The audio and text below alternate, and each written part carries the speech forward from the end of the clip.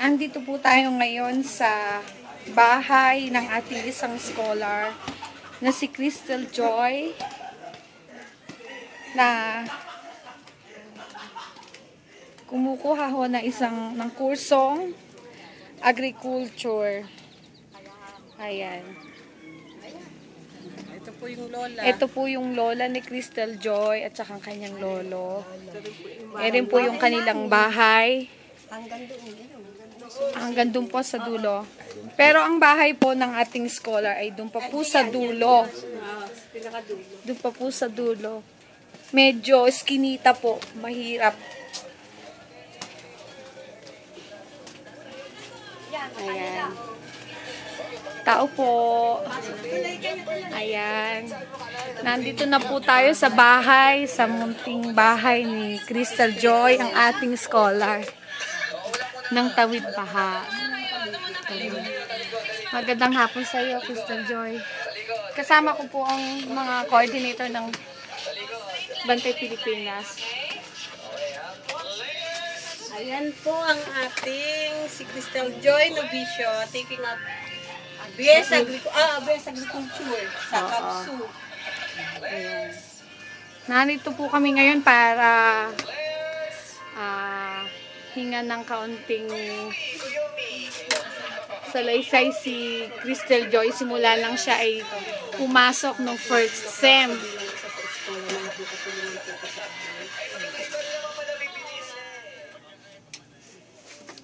Kumusta naman yung first sem ng pag-aaral mo? Maganda naman po. Hindi ka ba nahirapan? Konti lang po kasi po yung ibang teacher po yung para po silang stricto po, pero ayos lang po. Pero hindi ka naman nahirapan. Okay naman. Okay naman. Lahat naman ng subjects na ipasa mo. Opo. Okay. So, kailan ang inyong second sem? November 10 po yung umpisa po nung po namin. November 10. So, bukod doon sa iyong pag-aaral, sa aming sinusuporta, saan ka nahihirapan ngayon? Yun po sa sa mga halimbawa po, baon po, pagbili po ng libro, ganun po. Doon ka nahihirapan sa mga projects. Paano mo naman nasusurvive yung iyong pang-araw-araw na pagpasok? Nagtatrabaho po si Ama na pa-extra po. Pa-extra. Magkano ang yung pamasahe? Pag po balikan, 26. 26 ang balikan. So, jeep lang yon. Pagdating sa campus, nagta-tricycle ka o naglalakad? Lakad po. Naglalakad ka na lang kasi wala kang pamasahe, wala kang maitustos. So, talagang gusto mo talagang makatapos ang pag-aaral. Opo. Gusto mo talagang makatapos. Pero, nagtitiis ka dahil wala kang... Kulang po yung pen. Okay. Paano naman yung iyong mga gamit? Yung mga gamit mo, paano? Buti nakaka-survive ka sa iyong pagbili ng mga libro.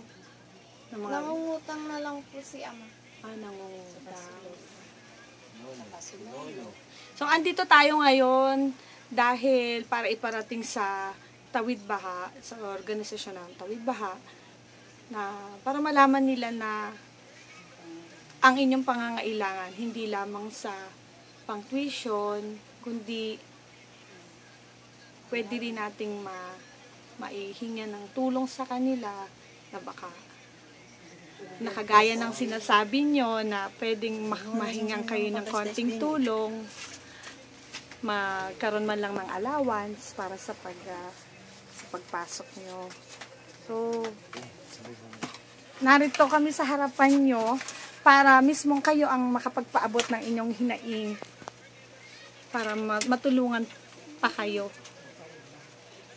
Nagpapasalamat naman ho kami sa mga support ang binibigay nila sa Tawid Baha at natutulungan nila yung amin po. Opo.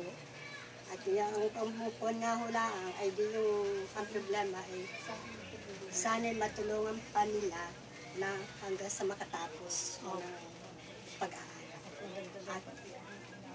At mabigyan ng konting suporta sa allowance. Okay. Allowance ang kulang dyan. Ngayon no, ako napatigil sa trabaho. Opo. Tigil ako sa palengke. Opo. Eh, di napapabigay ko lang ang pumasahid dyan. Talagang tinitipid na yung 70. Opo. Kasama na ang kain. Sa kain. Tapos may mga project pa May kayo. project pa. Wala ko sa Pag project. humingi ko naman lang kayong kuhan, wala naman agad na ibigay. Kaya ako di hihingi pa ng sapat na tulong sa inyo. May tutulong pa. Pinagtulungan para ako makatapos. Ang gusto mo makatapos talagang Oo. ayaw ko nga papasukin eh. Ang iyak na ho sa akin talaga yan. Talagang gusto makapasok. Opo. Gusto ko makapasok. Oo. Kami na may natulong na rin ang lola at saka ang lolo. Oo. Nangungutang na rin naman kami ng sinusuporta kahit utang. Mabigyan laan ng kaunting suporta. Opo.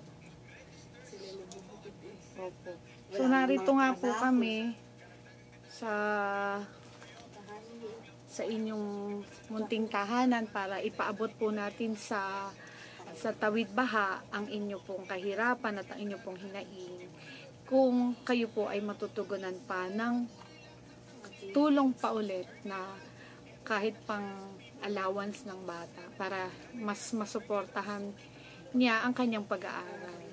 Gusto nga namin talaga yung makatapos ng pag-aaral. Kulang nga lang talaga yung financial. Financial na Yun ang talagang kulang na. Talagang napapaiyak naman ang bata pag walang suporta. So narito po ang Tawid Baha Group para po iparating sa administrasyon po ng FACLA para po maiparating namin sa kanila inyong mga kahilingan at hinaing sa buhay. Maraming salamat po sa inyo at sana ipagpatuloy mo ang iyong pag-aaral. Sana pa pag yung nag-aaral ang bata masuportahan ito, ito yung talagang hanggang sa makatapos ang siya ina ng nito pag-aaral. ay pag gumising ng alas 2, nagisingin niyo ako ito kami mag-aaral. May Talaga exam. sa pag-aaral. Talagang Sa kagustuhan makatapos. Nakarating po yan sa tawid mo. Sa pamunuan po ng Tawid Baha. Dahil malimit ay alas 12, gising at nag-aaral. Alas 2. Bali na 2 oras lang ay tutulog sa kagustuhan makatapos. Makakuha ng mga exam. Yan, pagka yung wala alam nga naman pabayaan nila yung kanyang examen. Pero nga ay sa totoo lang ay nagkaroon ng konting kuha sa balat. Ay natuwig na may exam. Sabi ko, Nene, huwag ka na muna pumasok gagawin. Kako, ikipauwiin din. Hindi ka papasok, ay may exam kami. Meron ko sa balat. Pumasok din kahit Pasok na din, yung pasok katawan din. niya masama lasa. Masamang pakiramdam. Ang kanyang talagang sa kagustuhan maka-examine.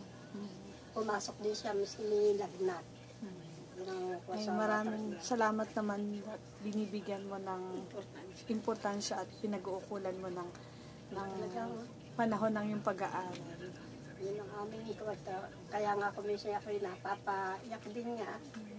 Pagka wala siyang pambaon, ako talagang pinangungutang namin. Para lang may mabaon kahit na kakaunti. Pamasahin man laang. Kahit na sa 10 piso kanin. Yun na lang ang kanyang nakakakuha sa doon. Maraming salamat po sa inyo. Pinaunlakan niyo po kami na makarating at Sana po yun matulungan lalo pa kami hanggang sa siya makatapos ng kanyang pag-aaral. Okay, salamat po. Ito po ang bahay ni Crystal Joy, ang maliit na bahay. Ayan po. Talaga pong sila ay hirap na sana po ay matuglunan ng Tawid Baha ang kanilang mga kahilingan para po makatapos siya ng pag-aaral. Okay. Crystal Joy, anong masasabi mo para sa Tawid Baha? Nagpapasalamat po ako dun sa Tawid Baha na nagbigay po sa akin ng scholarship. Sana po marami pa po kayong matulungan. Maraming salamat po. Okay, salamat Crystal Joy. Salamat.